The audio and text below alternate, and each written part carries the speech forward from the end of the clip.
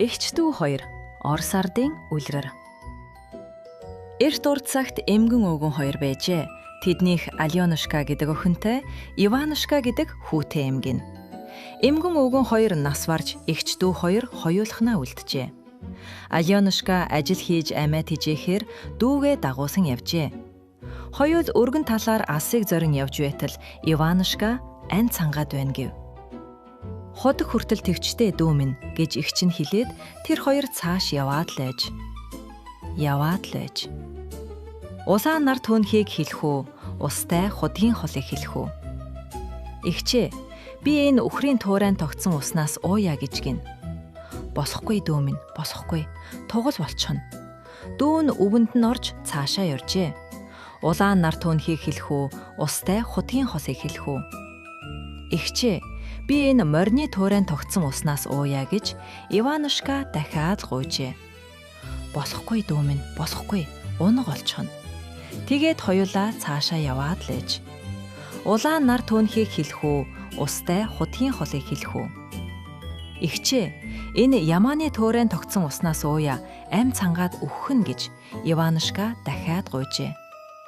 Босохгүй дүү минь, босохгүй. Ишиг болчихно. Иванушка эгчийнхээ үгэнд орсонгүй. Ямааны туурайн тогтсон уснаас уучихжээ.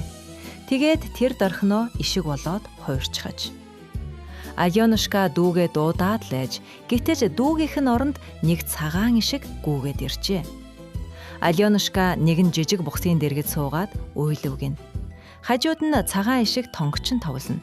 Тэр үед дэрэгдүүр нь нэг худалдаач нь явж яагаад үзэсгэлэн тохон минь юундаа уйлаавэ гэхэд Аленушка юу босноо цүмийг ярьжээ.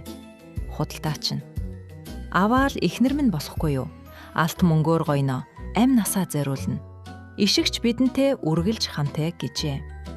Аленушка бодож худалдаачны ихнэр болжээ. Тэгээд гуруула амар сайхан амьдарч ишигч Аленушкатай нийт аягнаас хоолон дууж идэн жаргалтай сууцгаажээ. Нэг удаа худалдаачныг эзгүй байхад хаанаас ч юм нэг эмгэн хурч ирээд Аленушкаг усан дорё гэж их л ээлдэгхэн дуудаж гин. Гэтэл энэ нь шуулмас эмгэн байжээ.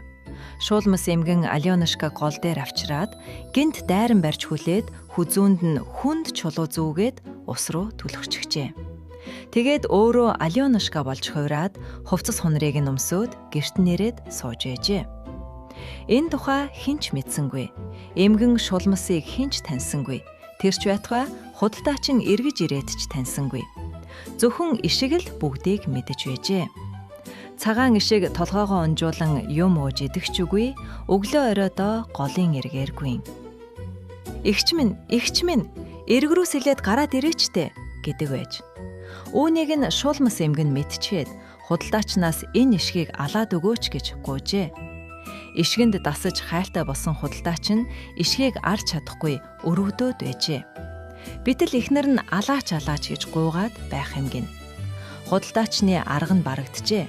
Шулмас эмгэн их гал түлж ширмэн тогоо тавиад хурц хутга ирлээ гэж тушаавгин. Ишиг хуурай ааг нь осон худалдаачинд өгөхийнхээ өмнө гол руу очиж балга ус ууж гидсээ зайлээ гэж уужээ. Худалдаач нь тэг гэжээ. Ишигч гол руу гүйн ирж гомдолтой дуугаар Эгч минь, эрг рүү сэтээд гараад ирээч. Ширүүн гал асаж ширмэн тогоо халж байна.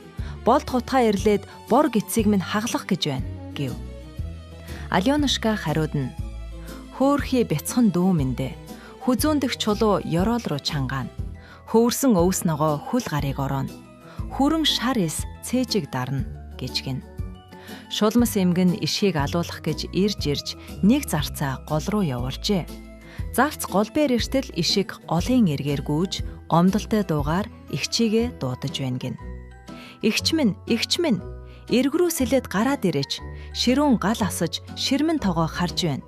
Болд хутгаа ирлээд бор гидсийг минь хаглах гэж байна гэхэд голоос эгчин түнд хөөхий бяцхан дүү минь дээ. Хүзүүндх чулуу ёроол руу чангаана. Хөвөрсөн өвс ногоо хүл гарыг орооно. Хүрэн шар ис цээжиг дарна гэж хариулж байх юм гин. Зарц эргэжгүй нь худалдаачинд сонссон харсан бүхнээ хэлжээ. Худалдаач нь олон хүн цуглуулан том урт торгон тор гол руу хаяж Алёнушкаг гаргаж ав. Алёнушкагийн хүзүүндэх чулууг авч хаяад булгийн мөсөнд оруулаад шинэ хувцас өмсүүлэхэд урдынхаасаа улам сайхан болон ам орон босож иржээ. Цагаан нишиг баярлахдаа 3 тонгортол дахиад Иванушка болон хуйрав. Ингэж эгч дүү хоёр 9 минь эргэж уулзжээ.